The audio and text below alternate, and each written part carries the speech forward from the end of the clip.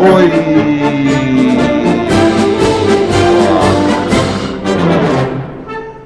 у камина.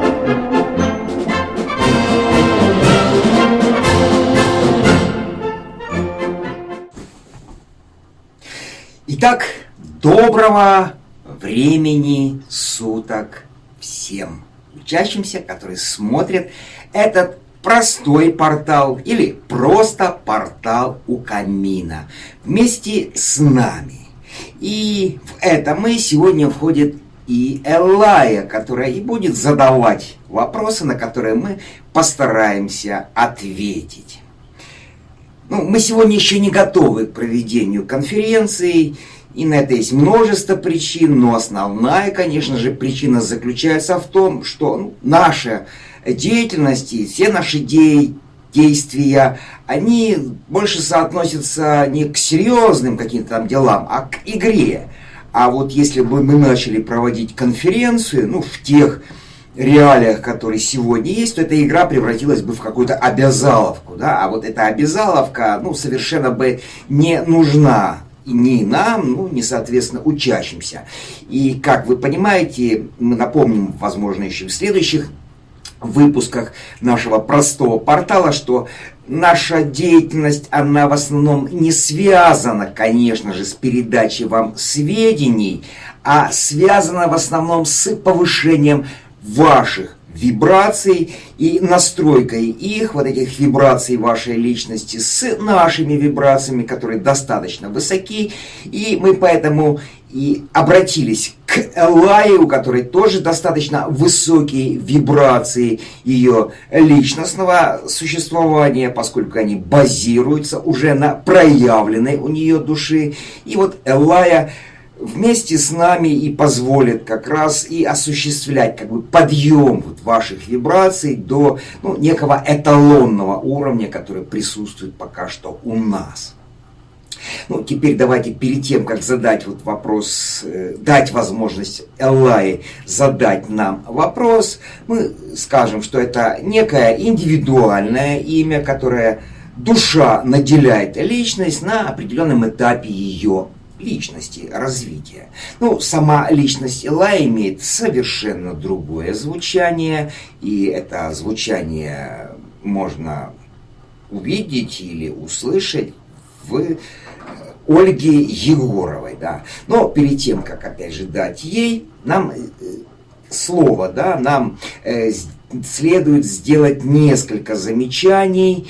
И, во-первых, изначально просим наших учащихся отнестись терпимо к тем огрехам монтажа, которые сегодня имеют место быть. Мы говорим о этих темных линиях, которые нас окружают, и это связано с тем, что мы портал это проводим в реальном масштабе времени снимаем, а локдауны, это реальный масштаб времени каким-то определенным образом делают разделенным, и поэтому в связи с ограничением определенного рода доступом к тем или иным ресурсам у нас эти огрехи и появились. И во-вторых, те вопросы, которые сегодня прямо посыпались, как из рога изобилия, и которые мы читаем в комментариях к предыдущему выпуску нашего простого портала, они, конечно же, должны быть оформлены так, как будет оформлен этот вопрос именно в этом, и последующих наших простых порталов. То есть так, как это сделала Эллая. Если у вас нет возможности так сделать, то обратитесь, конечно же, к ней и дадите ей возможность озвучить ваш вопрос, но не так, конечно, как он звучит в самих комментариях. То есть вопрос должен быть развернутый. Вопрос должен включать в себе определенный контекст, который даст правильное его и полное понимание этого самого вопроса.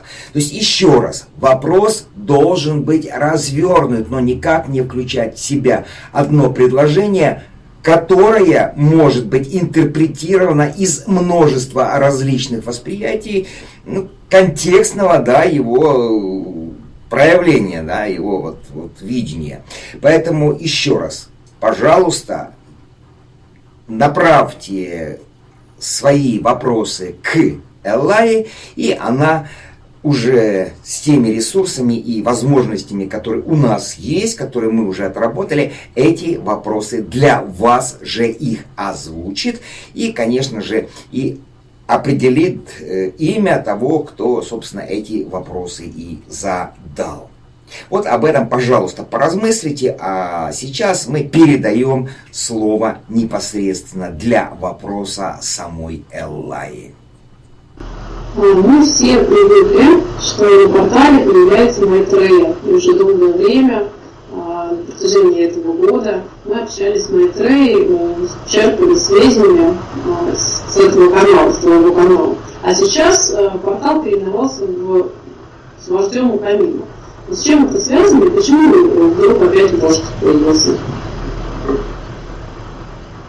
Ну, все достаточно просто. Был раньше вождь, потом вождь находился в определенных таких переходных состояниях, но с получением того, что мы называем как посвящение, да, вот эти духовные посвящения, это достаточно был серьезный, долгий этап, он где-то проходил вот последних 2 года, где мы выходили на уровень 5-го посвящения, где произошли, соответственно, колоссальные видоизменения вообще во всей реальности, то, что связано с пандемией, с коронавирусом, со всеми событиями, которые в мире происходят, это как раз было связано непосредственно с тем получением 5-го посвящения, которое нам было дадено, а вот это 5-е посвящение требует определенного наименования. Во-первых, учитель Люциус, и если есть учитель, то мы были облечены еще такой рамочкой, да, такого Майтреи, то есть того, который является интегратором, объединителем всех учителей, которые находятся сегодня в духовной иерархии. И раз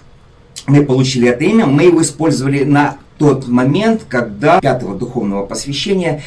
И когда он, в конце концов, сейчас уже окончательно кристаллизовался, и мы уже выходим, мы уже чувствуем, что мы выходим уже на уровне постижения 6-го посвящения, то есть монадического посвящения, то есть на выход, перебор всех 7 путей, которые есть, это посвящение выбора. И вот здесь как раз мы исполняем ту первую роль, которую нам дали. Когда-то в 2004 году такие, как как ты, да, представители 6-й расы, то есть те, которые уже начали выходить в эти абстрактные состояния, благодаря тем стимуляторам, которые у них был открыт доступ, и у них уже абстрактное восприятие мира было создано, и далее просто определенное стечение обстоятельств, где, эта история мы рассказывали где-то в каких-то прошлых. Неизвестно название этих видео, но они были и в отдельной квартире, эрмитажевской, скажем так, квартире, где хранились те произведения, которые не вошли в хранилище, да, вот этого Эрмитажа. Не хватало Эрмитажу просто куда их хранить, и отдельные сотрудники просто отдавали свои квартиры в центре Питера того же для хранения вот этих эрмитажевских ценностей. И вот мне попалось как раз в такую квартиру, где вот присутствовало 3 персонажа, да, мы их так называем: странник, рыба и самурай. Вот. И после длительных там таких вот общений, практически продолжавшихся всю ночь и без употребления каких-либо стимуляторов, психостимуляторов, то есть все мы находились в трезвом уме и в нормальной памяти, в конце концов в этом же доме оказалась книжечка, которая была напечатана нашим же товарищем, которого я потом уже позже, он сам признался, эта книга называется «Напутствие вождю», он ее за определенные средства, которые в то время нашел, напечатал и распространил. Это было небольшое количество экземпляров этой книжки, и такая книжка оказалась просто в этом доме. Почему, каким образом, тоже неизвестно. Вместе с сокровищами вот этого самого Эрмитажа. Нужно понять, да, что как ты находишься среди коллекции культурных ценностей, где действительно тебя обволакивает этот духовный духовная аура, да, вот этого всего, что тебя окружало, да, это все-таки определенные такие давления, и плюс тут, как оказывается, книга, и мне эту книгу дали напутствие вождю. Я еще в то время был нормальным, как и все люди, да, человеком в таком плане. То есть я знал, конечно, существование различного рода каких-то там потусторонних, да, вещей, но я их не занимался их изучением, не понимал вообще этого. Я занимался бизнесом, финансами, у меня четкие была общественная работа, кооперативные движения, то есть никакой вообще эзотерики, оккультизма и прочее. Нормальный такой себе чувак. Вот в таком плане. И тут ему дают эту книгу. Я, конечно же, эту книгу просмотрел, прочитал.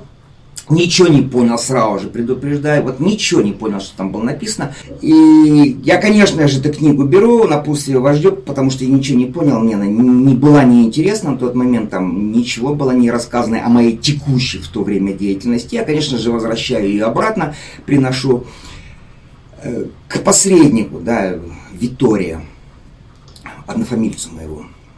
Он так смотрит, а говорит, ты не понял ничего. А он уже был продвинутый на тот момент, он как бы уже постом последствий, и можно считать его наставником, который вводил меня вот в это психоделическое, эзотерическое, оккультное состояние. Он говорит, ты ничего не понял? Я говорю, конечно, ничего не понял. Вот книгу я не понял, и зачем все это нужно было. Говорит, эта книга не просто так. Вообще ничего случайного в этом мире не бывает. Если это все произошло, и если произошло именно в этом состоянии, если тебе дали эти конкретные персонажи, да, товарищи наши, да, которые не видят мир конкретика, а видят мир только и только абстракции, и эту абстракцию выносят сюда в конкретику, то ты должен понимать, что к этому необходимо относиться с определенным вниманием. Я забрал, конечно, эту книгу, начал ее читать, понял, что я все равно тоже ничего не понимаю, и тогда после этого пошел процесс. Сразу же прикрепилась вот эта вождь, потому что, нарекли уже таким образом напутствие вождю, и уже со временем, когда какие-то определенные шаги наставничества со многих сторон уже происходили, вот, эти шаги закончились тем, что уже начиналось как бы расширяться сознание, и уже как бы становилось понятно, что и как делать. А потом, конечно же, после Елены Ивановны Рерих, которая была как бы базой, да, и началом этого эзотерическо-оккультного хода, появились другие наши товарищи, братья, которые дали мне непосредственно уже другие книги, уже касающиеся Алисы Энн Белли, которые тоже мне были абсолютно непонятны и неясны. Я мог тупо смотреть в страницу одну, да, читать ее и не понимать, что там написано. Теперь я открываю, да, Алисы Белли и смотрю, и вижу, и понимаю, в чем смысл каждой там фразы, каждого абзаца, и каждого предложения, и что-то в нем, собственно, и спрятано, хотя абсолютно могут быть абстрактное, да, такое написание в этом предложении, но в этой абстракции заложено огромное количество всевозможного рода образов, которые непосредственно приходят уже в состояние самого ума, потому что диктуется со стороны души, да, дживы, эго. Отсюда и вот так вот медленный переход. Вождь так и остался, пока я находился в Питере до 2009 года, так и был вождем, и все знали меня как вождя, но при этом как бы каждый по-своему это дело воспринимал. Был такой случай, когда уже в достаточно уже продвинутом состоянии был, меня наш товарищ, которого уже нет в живых, Игорь Лукьянов, того воплощения, это воплощение уже у него есть, он как бы все продвинутые почему-то очень долго не существуют их души в безвременье, они как бы сразу же воплощаются практически рядом с теми, с кем они были рядом последние дни своей жизни. И все девушки, с которыми они были, все девушки поражали почему-то мальчиков, и все, кто поумирал, они оказались вот в этих самых и состояниях нового своего воплощения, прямо рядом со своими бывшими девушками, которые теперь для них мамы. Девушки этого не понимают, не знают, дети есть дети, а это души тех их бывших в то время друзей. И вот этот Игорь Лукьянов, мы с ним достаточно долго общались, он тоже ушел из жизни после тех психоделических опытов, которые он не мог самостоятельно сам пройти. Мы говорим о диссоциативах, а те, которые реально могут человека ввести в состояние приближения его к завершению вот этой карьеры на этой жизни, в этой самой жизни. И так получилось, что он едет в Москву и звонит своим товарищам, что вот я везу с собой вождя в Москву. Ну и москвичи, конечно же, мы приезжаем туда, и эти москвичи, которые еще далеки были от этой всякой психоделики, понимания, смотрят на меня, говорят, мы думали, вождь-то с перьями приедет, там, со всеми регалиями, а ты привел какого-то нормального мужика, такого, да, взрослого. И мы пытались, и Игорь пытался, и я пытался им объяснить уже еще не продвинутым, еще не посвященным, еще не прошедшим этап инициации, да, вот этой психоделической, то есть не получивших второго посвящения, объяснить им пытались, что такое вождь и кто такой вождь, до них это не дошло. Все равно для них это форма вождя, а вождь это качество с жизненностью. И этот вождь, который сегодня, это вождь того нового поколения, новой расы, да, которая сегодня должна уже кристаллизовать саму себя, то есть проявить саму себя и сказать, что да, мы будем являться строителями новой реальности или нового мира. Не те обычные стандартные мальчики и девочки, мужчины и женщины, которые закончили институты, которые не проходили этап расширения своего сознания, которые по-прежнему существуют в ограничениях вот этого, материалистического, цивилизованного вида и понимания, как это все устроено с точки зрения науки классической, да, они не могут построить новую реальность или новую жизнь, или новое понимание, потому что вся эта цивилизация для них обычная форма. А эта цивилизация, то есть новый мир, новая реальность, это должно быть новое качество, и качество, которое должно быть наполнено состоянием любви. Вот этим вторым лучом, базовым лучом, основой. И только вот они могут, обладая этим качеством, этой основой, этой способностью быть все время в этом состоянии и ввести новое строительство ее. А для этих, да, вот человеков, мы их называем, да, уже учеников, учащихся, те, которые действительно после группового посвящения выйдут, да, в групповое состояние удержания в себе вот этого состояния любви, вот этого мудрого, качественного восприятия того, что без любви объективно существующей ничего нельзя достичь и построить для будущего. Вот для них как раз и я являюсь вождем, потому что я являюсь вот носителем этого эталонного качества любви, которое во мне уже в течение многих лет находится в таком достаточно как камертон состоянии, и его нужно просто ударить, и он заработает, и там проблем-то нет. И в заключение вот этого выпуска нам все же следует дать понимание той задачи, которую выполняет группа, куда входит, собственно, и сама Эллая. И вот вождем, да, вот этой группы является Александр Тот. Понимаем, да, что это опять же имя индивидуальное, наделенное душою его личности, да, личность получила это имя вот в данном проявлении, но опять же инициатива на получение этого имени исходила из самой души. Вождем понятно, да, мы просто вспоминаем саму работу Елены Ивановны Рерих «Напутствие вождю», в которой учитель моря четко дал понимание, что в каждой грядке, а мы понимаем, в каждой группе есть свой собственный вождь. Что касается нас, как вождя, то мы имеем определенного рода задачи. Эта задача заключается в объединении, да, в интеграции вот в этих всех грядок и превращении их, единый цельный огород. Вот так вот. Ну, теперь о техниках, да, которые внедряются в самой группе Александра Тота. Да, они как бы общее понимание, общее название этих техник звучит как духовный альпинизм. Ну, мы ознакомлены с одной из этих самых техник, она называется как алхимическое иглоукалывание, и мы постараемся вам раскрыть суть этого самого алхимического иглоукалывания или этой практики, ну, с нашего, да, восприятия, с восприятия ясновидения, ну, того восприятия, которое у нас есть и которое для нас попросту открыто.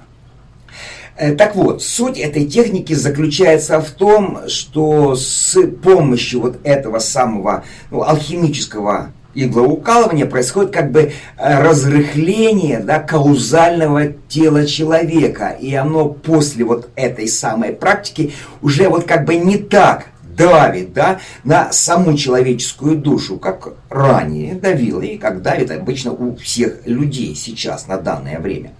Объясним в двух словах суть вот этой самой практики, да, вот как она работает. Ну, для начала, да, выйдем в теорию и поймем, что, да, каждый палец человеческой руки, да, он имеет выход тех нитей нади, да, которые являются основой существования витального тела человека. И каждая из этих нитей, которая выходит на тот или иной палец, на то или иное место этого пальца, связана с тем или иным энергетическим центром, который находится внутри человека. Мы не говорим о 7 базовых основных энергетических центров. Их гораздо больше. Больше вот этих 7. Но мы знаем о 7, вместе с тем тибетец через работы Алисы Белли нам говорит и нам показывал, рассказывал, объяснял, что этих центров гораздо больше, чем 10, а их где-то порядка 150. Мы не будем, опять же, точно уходить в конкретное понимание их количества.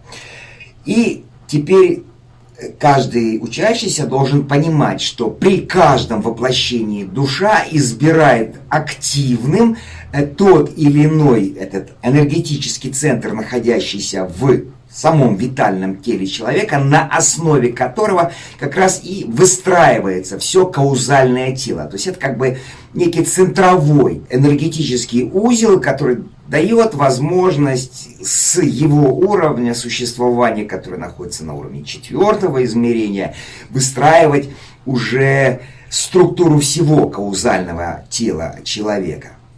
Так вот, при иглоукалывании что происходит? Иглоукалывание осуществляется в ту или иную точку пальца. И, как правило, она связана с выходом того или иного нерва вот на эту самую точку. А, как вы знаете, всякая нить нади, она имеет прямую, да, связь с, опять же, с нервной системой человека и с каждым таким отдельным нервом.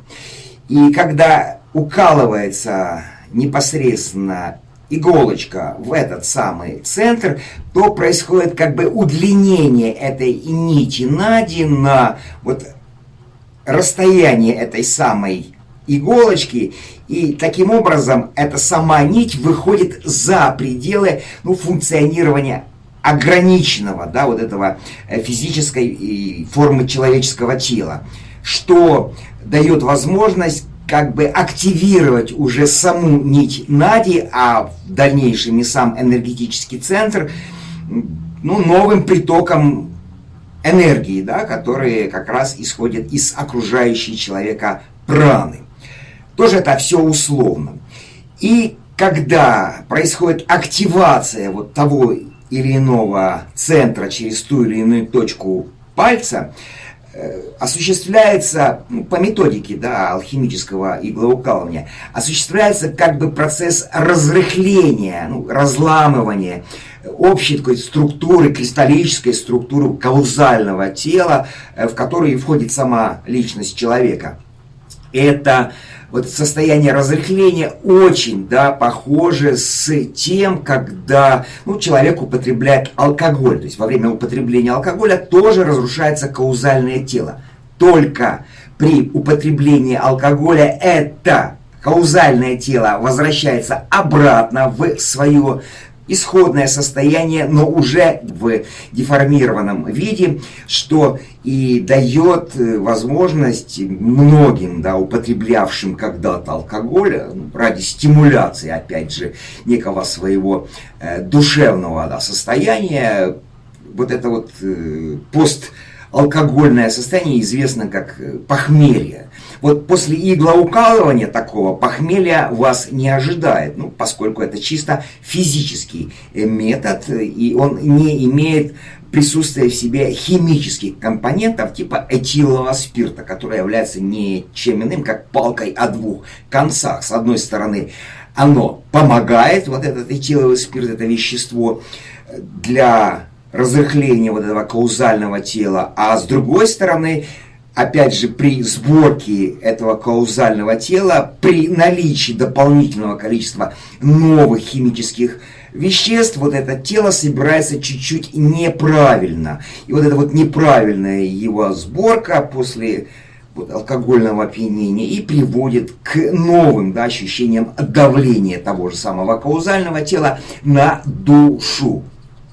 Аналогичный эффект, ну, не такой, конечно, как алкогольное опьянение, но приносящий некое состояние облегчения, эйфории, и есть у этого иглоукалывания алхимического. Только не следует, конечно, ждать там для алкоголиков сверх какого-то особого, да, состояния там вот этого кайфа опьяняющего. У каждого оно будет свое, но оно будет однозначно, и оно будет заключаться в том, что действительно сама структура каузального тела разрыхлится, она не будет так давить на душевное ваше состояние, на те энергии, которые скапливаются вокруг вашего витального тела. И вот это легкое состояние позволит вам плавно перейти, ну, в обычное, опять же, состояние, когда каузальное тело находится в таком твердом, да, кристаллическом существовании. И эта его сборка обратно каузального тела не будет вызывать у вас уже того дискомфорта, который вызывало у вас последствия употребления, да, вот этого алкогольного любого из напитков. Вот так вот в двух словах мы вам объяснили, в чем суть практики алхимического иглоукалывания. Вот в эту группу входит сама Эллая, Александр тот, и еще там несколько людей, которые действительно практикуют этот вид деятельности. И вы можете в описании к нашему видео найти ссылки, где могли бы вы войти в контакт и с самим Александром, и, конечно же, с самой Эллаей, да, которая поможет вам в будущем создать те вопросы, на которые мы вместе с ней будем вам отвечать.